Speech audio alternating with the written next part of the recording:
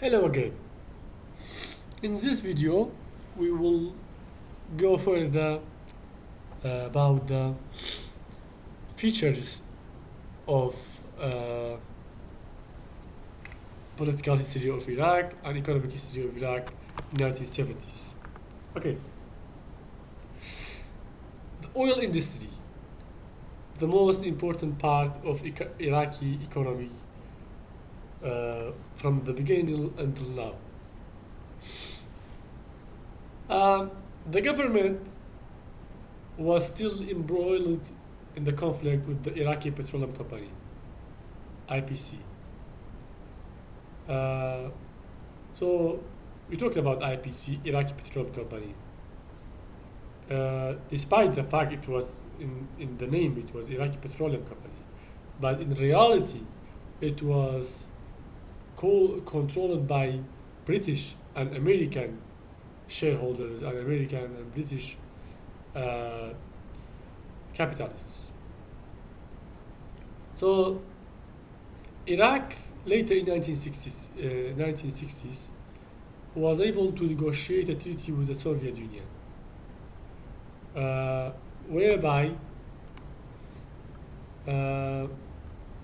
Soviet Union built an oil pipeline to an oil refinery and oil export facility at FAO. There's a port in Iraq which is called FAO, and also there's a very important oil fields in FAO. So Iraq paved the way to the Soviet Union. So we have seen that, we know that there was a time of Cold War, big rivalry between Soviet Union and US and its allies. So Iraq invited Soviet Union, and the Soviets came to Iraq. They came to the Persian Gulf in order to improve the Iraqis' oil producing capabilities. This was a direct threat against the Western interest in Persian Gulf and in particular in Iraq. The agreement would signal to the end of the IPC's dominance of Iraq's oil resources. It also reinforced al-Bakir's belief that the company needed to be nationalized. Government once understood that we are not controlling the oil, we are not controlling the company, so we have to get rid of these guys. So the negotiation between Iraqi government and IPC began in the December 1971 and ended in March 1972 when the government was given shares in the IPC's equity. However, relationship between both the Iraq and the government and the company was once more soured. The IPC cut its own production at the Kirkuk field by half, and the government touted this as a proof of company's arrogance. So the government decided to begin to see the danger of private company controlling such a vital source of the government's revenues. The IPC later on was nationalized in June in 1972, and for the first time since the creation of Iraq, the oil industry and the oil production inside the country returning to the Iraqi people and to the Iraqi government. So what was the impact of nationalization of oil industry? The nationalization of IPC proved to be the last important element of foreign control over Iraq's control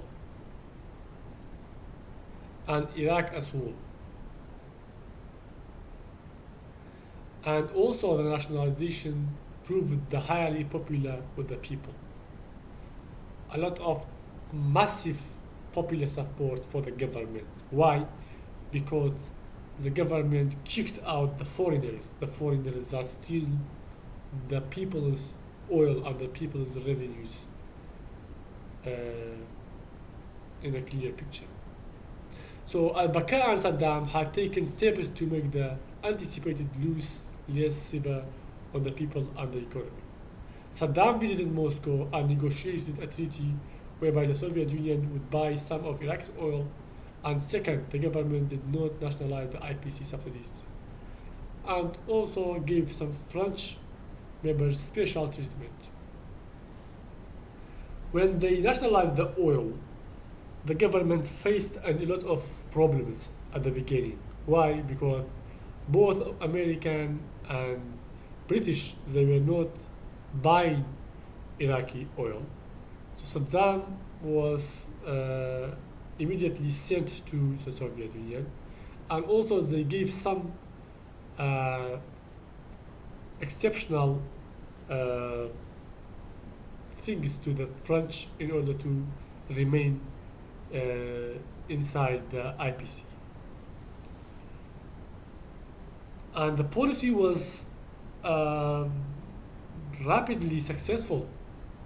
There was a massive increase in the price of oil in the aftermath of the 1973 Arab-Israeli war, thanks to the Arab-Israeli war, because it increased the price of oil globally, and this helped to reverse and to develop the oil industry inside Iraq. So the oil revenue strengthened the political elite's patrimonial system. The means of patronage exceeded anything available to the previous owners. So let's focus on the data, the numbers, in order to understand to what extent the Iraqi oil industry is increasing. Iraq's oil revenue increased from 290 million Iraqi dinar in 1972. In 1972, the revenue of oil industry was 219 million dinar at that time. While in 1975, the Iraqi oil revenue was 1.7 billion. We are billion, not million, milliard, billion Iraqi dinar. In 1978, it was 3.7 billion Iraqi dinar. In 1980, it was 8.9 billion Iraqi dinar. In short, Iraq increased its oil revenue by over 40 times in less than a decade. In less than a decade, Iraq increased its revenue 40 times. 40 times in one decade, 1970s. With the success of the Iranian Revolution in 1979, Iraq became the second largest oil exporter in the world. The second largest oil exporter, only after Saudi Arabia. So this exemplified the importance, the geopolitical and geostrategical and geoeconomical importance of Iraq in the global stage. The increase in oil export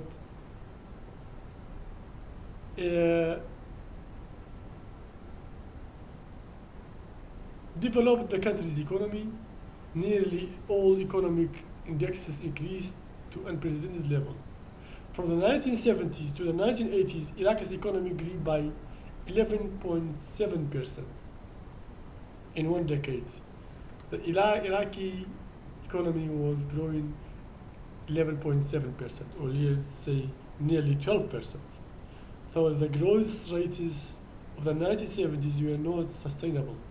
Why? Because economic growth depended on higher oil prices and Iraq's oil exporting capabilities. And once oil was cut out of the picture, Iraq's growth would decrease dramatically. And this is still, this is the only main problem with the yearly budget of Iraq. Okay, the final thing about the development of Iraqi society and Iraqi economy is standard of living. The Baath party promised wealth distribution and they promised to create a more equal society. The government's effort to implement this was hampered by the government's lack of revenue. But when the oil revenue increased in 1970, the government was be able to fulfill his promises. Immediately after taking power, al-Bakr introduced subsidies on the basic commodities.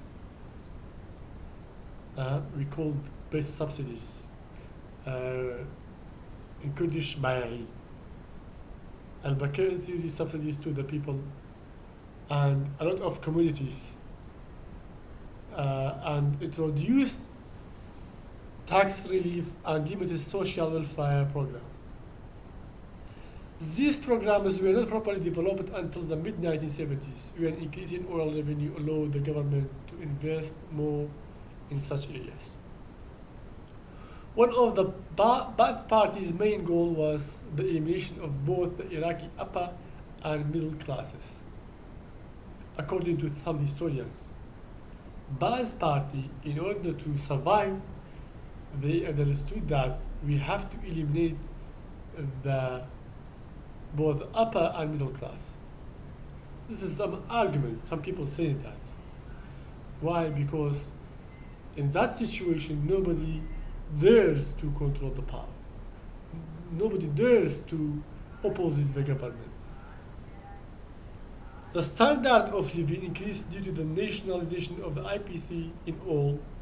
The country's electricity grid was expanded, and most importantly, for the first time in the history of Iraq, electricity and the electricity network reached the countryside, reached the villages or small towns outside the major cities. This was all important domestic policy in time of Bakr's presidency. The first one, economic growth. The second one, agricultural policy. The third one, oil industry. And the final one, standard of living. Let's talk about another important accident in the 1970s in the history of Iraq, which was the peace talk between the Kurds and the central government in Baghdad. So there is an important period for the Kurds in the 1970s. Why? Because in the 1970s, a ceasefire was informed, and also most importantly, the March Manifesto was declared by both Barzani and Saddam Hussein. So in short, what was the peace talk at that time? It was about giving the autonomy to the Kurds in the north. Iraqi Kurdish Autonomy Agreement in 1970s. So there was an agreement signed between the central government and the rebels, the Peshmerga forces, and Kurdistan Democratic Party led by Mullah Mustafa Barzani in a series of negotiations, both in Barzan and in Baghdad and in Kirkuk and in Tikrit. Finally, in the 11th of March 1970, the agreement was signed and it was declared in the radio and TVs in Iraq.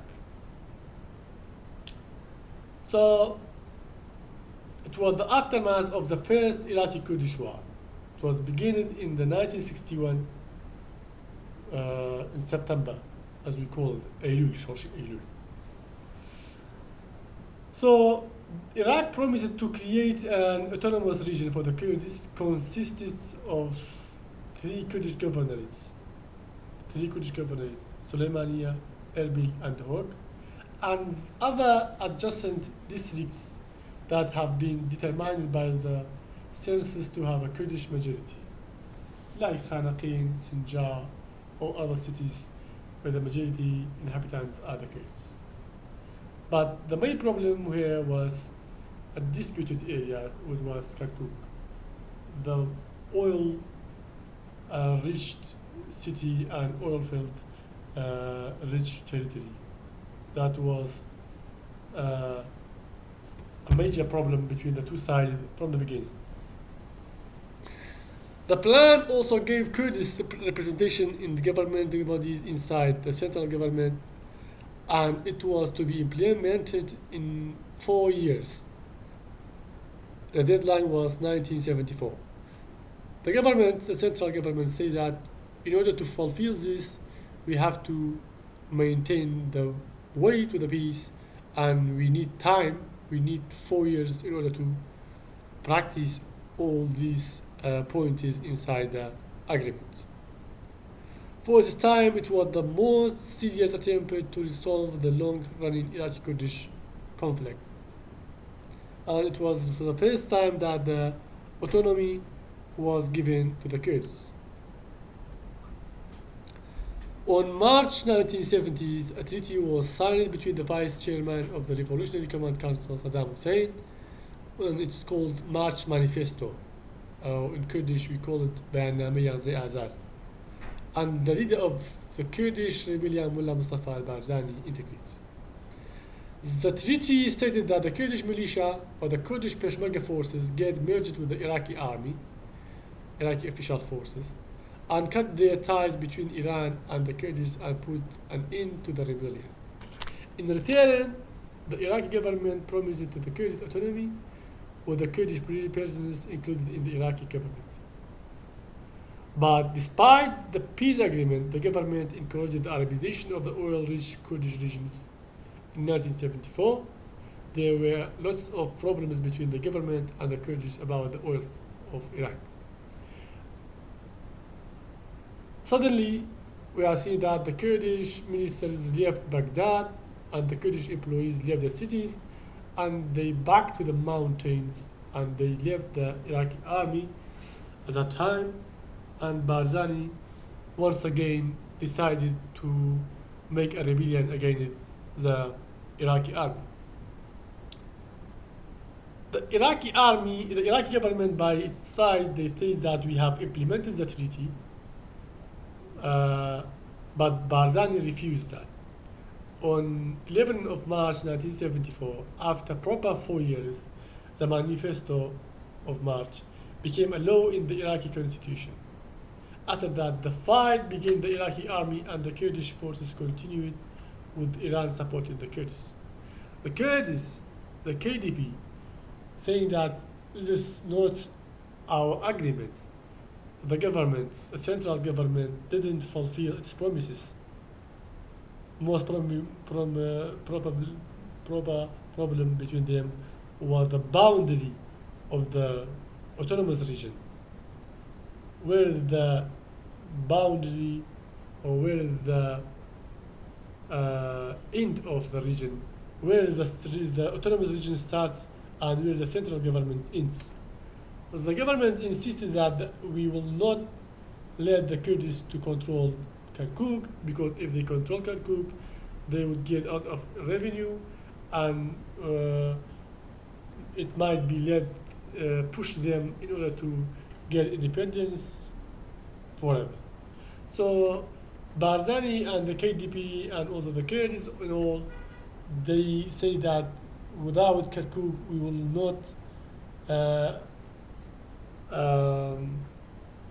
ratify the agreement. I will not accept this agreement, and in that case we will go back to the mountains and we will start the rebellion. But the major problem of that was the Algiers agreement. Algeria's agreement, it was an agreement was signed between Iraq and Iran in OPEC summits in March 1975 between the deputy president of Iraq, Saddam Hussein, and Shah of Iran, Mohammad Reza Pahlavi, and the mediator was Hawar Boumediene, the president of Algeria.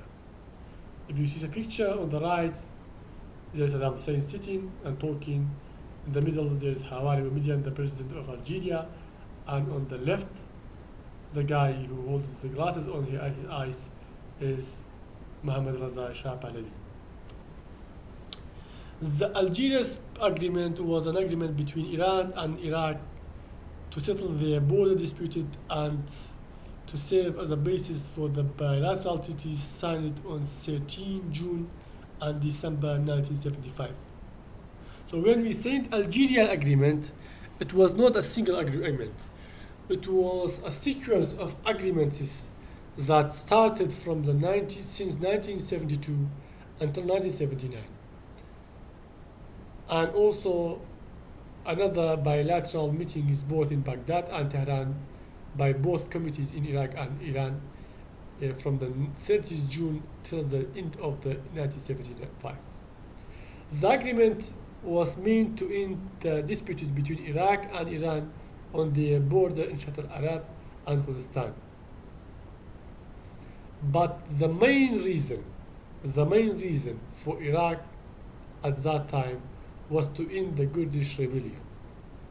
The Kurds, once more, they rebelled against the central government. So the Iraqi government gave a lot of lands and it is real lands and also influence in Shatt al-Arab to the Iran, and Iran promised to stop backing the Kurds. Less than 6 years after the signing of the treaty on 17 September 1980, Iraq abolished the treaty, but under international law, if one nation or if one state wants to leave the international agreement, it is not permitted, because it is both sides have to reject this. Nobody can unilaterally ratify the treaty. Okay, let us see this short video, which is about the news of the meeting between Saddam Hussein and Shah of Iran, which is very interesting. They both leaders, they meet each other in OPEC summit in Algeria.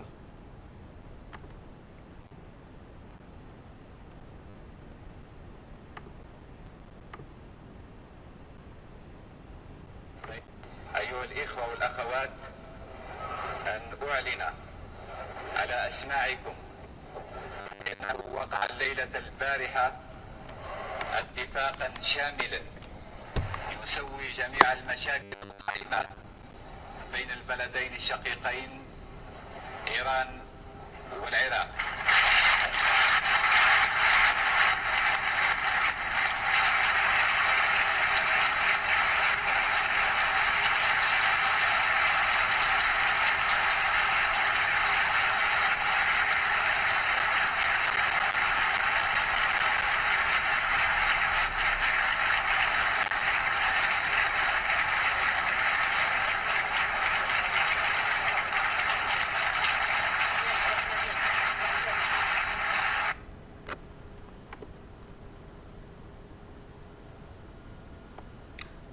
So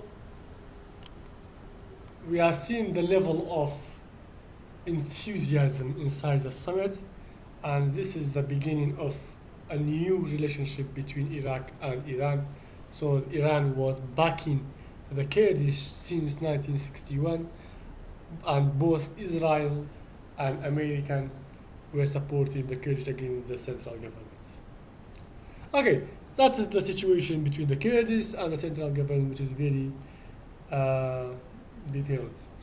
In terms of foreign policy, the final file, the Iraqi government, from the beginning, at the time of al-Bakr, they were favored Nasser. But later on, after 2 years, they were against him. And when Nasser died in 1970s, the relationship between Iraq and Egypt became at its first place. And Bakir's government strengthened Iraq's ties with the Soviet Union. We talked about that, the relationship between both of Iraq and Soviet Union, and their coordination both in oil and political and economical and military affairs. And also the Soviets agreed to supply Iraq with arms. They agreed to sell arms to Iraq. They both developed arms, jets, planes, and other weaponries. The Baath coup of 1968 upset the US-sponsored security system established as a part of Cold War. This is very detailed in the slide. You can read it by yourself, and we will talk about it later on the live session. Finally, how Bakr resigned in 1979. Al-Bakr appointed Saddam Hussein as his vice president in 1968. In 1976, Saddam, who had never served in the armed force, he took a title of general in the Baath Party's popular army and rapidly became the strongest man of the government.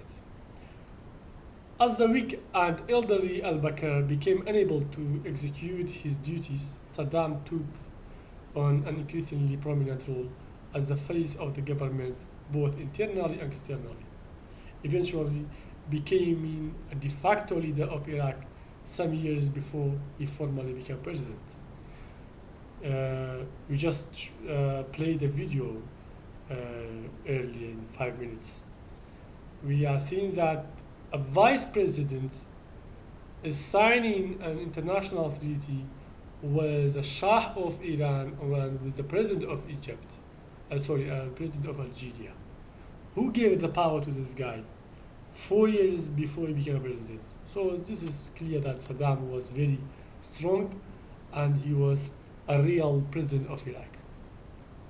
On 16 July 1979, the 75-year-old Hassan al-Bakr stepped down, apparently all on health grounds, and Saddam became president of Iraq. It's commonly believed that Saddam forces the president to step down under threats.